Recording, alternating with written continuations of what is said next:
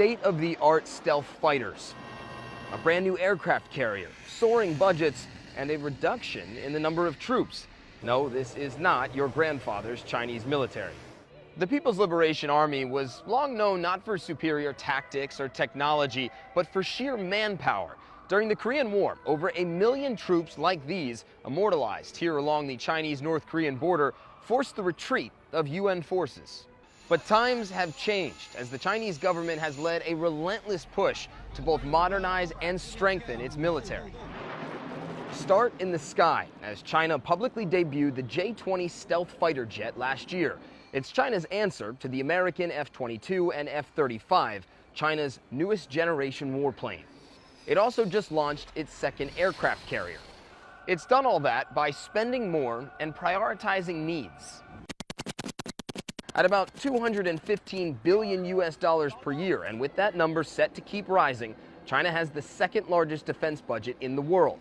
But they've reduced costs by cutting about 300,000 men from the standing army, choosing to spend that money elsewhere. It's all designed for a future China that can project its military far beyond its borders and compete with the United States, not just in Asia, but everywhere. China just announced its first overseas base in Djibouti. But it still appears to have a long way to go before it can truly compete with the U.S. on a global scale. For example, experts say the J-20 fighter lags in stealth technology compared to the F-35. Its new carrier won't enter service until likely 2020, and when it does, that will make 2 carriers for China and 10 for the United States. The U.S. also spends more than double what China does on its defense budget and has hundreds of bases overseas. The Chinese are just now building their first base. Finally, we don't know exactly what the Chinese military is capable of on the modern battlefield. China's last war was a 6-week engagement with Vietnam in 1979. How well today's military would fare in a major power war is pure speculation. China knows that it's lagging behind the U.S., but the government seems determined to try and catch up. Forging the future of Chinese policy. The 19th National Congress of the Communist Party of China just got underway hours ago. Chinese President Xi Jinping gave the opening remarks, saying it is time to transform the nation into, quote, a mighty force that could lead the world. The week-long event will shape the country's leadership for the next half-decade and beyond, impacting everything from U.S. policy to China's approach on North Korea. Joining me right now is the author of The Coming Collapse of China, Gordon Chang. And Gordon, it's always a pleasure to talk with you. Thanks so much for joining us. Thanks, Maria. First, explain the importance of this 19th Congress, why this is so important. The Congress meets once every 5 years, and what's happening this time is Xi Jinping, the ruler of China, wants to consolidate his power. But he wants to do it in a way that could cause problems for China in the future, because over the last couple decades, they've developed rules, institutional norms. And for Xi to consolidate his position, he needs to break some of those, which means that infighting in the future is going to be unrestrained by these rules. And so, therefore, there's a real concern about the nature of the Communist Party going forward. But at least in the interim, you're going to have Xi Jinping completely dominating political landscape in China. And what is he trying to do, calling it a mighty force? Saying that, you know, the country is going to be transformed into this quote-unquote mighty force. What is he wanting to lead the world? Yeah, this is going back to his signature phrase, the rejuvenation of the Chinese nation, or the Chinese dream. And the idea is that China is going to take back its place it had 300-400 years ago at the center of the world. And so this is going to be an issue for us, because they have goals which are inconsistent with the way the world works right now. So, for instance, they're trying to grab territory from an arc of neighbors, from India in the south to South Korea in the north. That destabilizes the international system, and that puts it into conflict with the United States, because we believe in an open architecture for the world.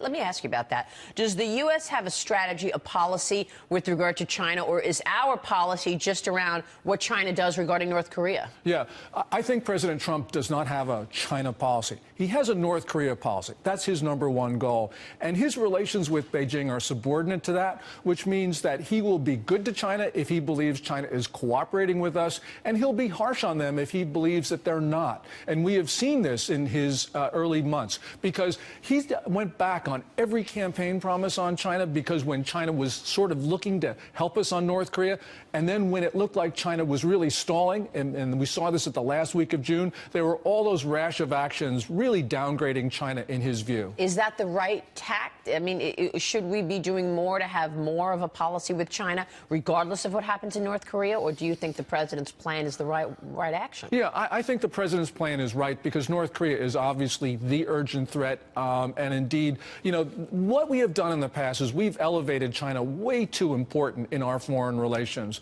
And we've done that at the expense of our ties with our allies, for instance, Japan, South Korea, and a number of other countries in the region. So I think that this is generally a good thing. Now, of course, it would be nice to have good China policies throughout. But nonetheless, we've got an urgent issue right now with regard to North Korea. And so I think the president's approach is the right one. Hank Greenberg, the CEO of CV Star, former CEO of AIG, who's had, you know, relationships in China for a long time, probably one of the first businessmen to ever do so. He said, he just got back from China, he told me this the other day, that he believes after the 19th Congress that they're going to get real serious about North Korea. Do you believe that? Yes, but they might be in the wrong way, in the sense that Xi Jinping has been sort of fueling North Korea, transferring very important weapons and equipment and technology to the North Koreans, especially their ballistic missile program. So they're helping the North. They're weaponizing the North. So, for instance, those missiles that were launched on July 4th and 28th, their first intercontinental ballistic missiles, those rode to the launch sites on Chinese mobile launchers. And those mobile launchers make North Korea a real threat, because their missiles can now hide. Also, China's most advanced missiles, the ones that it tested August 24th, February 12th, and May 21st, look to be variants of China's JL-1 submarine-launched missile. And that is indeed something that the Trump administration needs to talk to the Chinese about. This is a really big deal. You're saying that China is weaponizing North Korea at a time that we are worried that North Korea is developing its nuclear program.